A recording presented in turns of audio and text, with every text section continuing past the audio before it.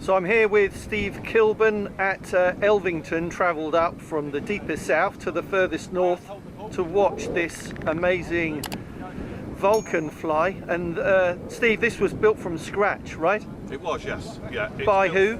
It's built by Richard Hull and his friends, and yeah, it's been a collaboration of lots of people sort of helping out with it. So, and Leo at Select, the wood supplier, has been absolutely brilliant with us. We've got Ben at Just Kits in Hull, supplied all the servos. We've had numerous people helping us put it all together and supply us with all the parts we need. I've just seen it fly. It looks. I saw real Avro Vulcan fly many years ago on its last circuit around the UK. So to see this fly today, and this is literally the only flying Vulcan now in the world, right? It is, yes, it's the only flying Vulcan, well, of this size anyway. It's the biggest flying Vulcan in the world. Yeah. Yeah.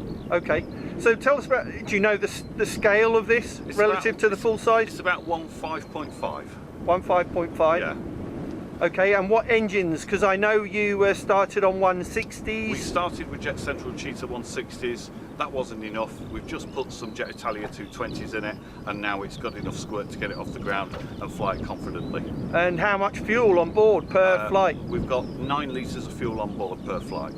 Okay, that's it's about double what you'd have in a regular. Look, we're looking at a Viper jet behind you, which will probably have about half that. Yeah, absolutely. And what did you think of that flight on the 220s? Enjoy that? Yeah, much better. I mean, considering how windy it is today, it punched through the wind quite nicely. So, and once I'd taken off, I was able to throttle back. Whereas on the 160s, I was pretty much full throttle the whole flight. Right. So, yeah.